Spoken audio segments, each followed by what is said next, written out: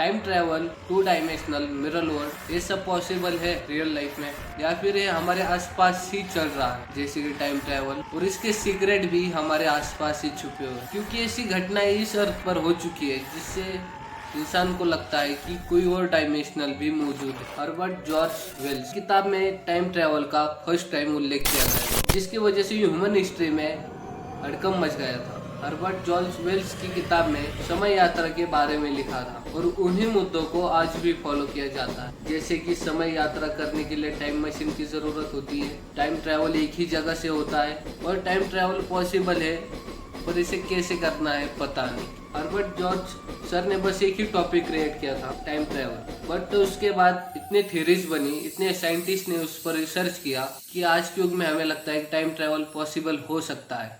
वैसे time travel के बारे में कई साइंटिफिक थ्योरीज है और कई साइंटिस्टों ने ऐसा भी कहा है कि वो टाइम ट्रैवल करके आए हैं, बट इसके बारे में हमें पता नहीं। लेकिन जो सबूत हमें मिले हैं उसके बारे में बात करें, बट हर कोई व्यक्ति ऐसा नहीं कि जिसकी थ्योरीज गलत हो या उसकी सोच काल्पनिक हो, क्योंकि दो व्यक्ति जिन्होंने समय यात्रा के सीक्रेट्स रिवील किए हैं जिसे ह्यूमन हिस्ट्री में 100-200 साल में संभव भी किया जा सकता है। इन दोनों व्यक्ति का नाम था Albert Einstein, Stephen Hawking. Albert Einstein का ऐसा कहना था कि टाइम ट्रैवल करने के लिए किसी ऑब्जेक्ट को हमें लाइट की स्पीड से चलाना होगा। लाइट की स्पीड मतलब 12,80,000। इतनी गति अगर हमें मिल गई तो हम समय को चीर कर किसी और डायमेंशनल में जा सकते। और स्टीफन हॉकिंस का कहना भी इससे ही सिमिलर था, जैसे कि speed is very important, speed हमारे पास होगी तो हम टाइम ट्रैवल कर सकते हैं।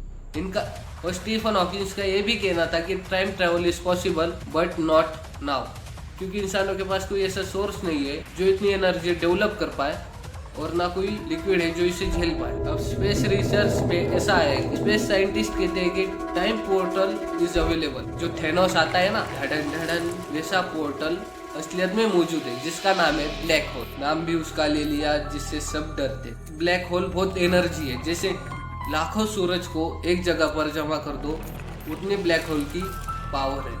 ब्लैक होल की पावर बताता हूँ कि किसी व्यक्ति को खड़ा करे और उसके ऊपर बुर्ज खलीफा का वजन डाल दे, ऐसा अगर हम ब्लैक होल में चले जाए तो फील होगा। चपाती भी नहीं बनेगी, पूरा ही समा जाओगे। तो टाइम ट्रैवल करने के लिए कुछ रास्ते हैं जिसे करना असंभव है और कुछ है जो फ्यूचर में बन सकते हैं। लेकिन आपको कुछ इमेजेस, घटनाएं दिखाता हूँ जिससे लगता है कि अर्थ पर भी कभी कभी टाइम पोर्टल ओपन होता है।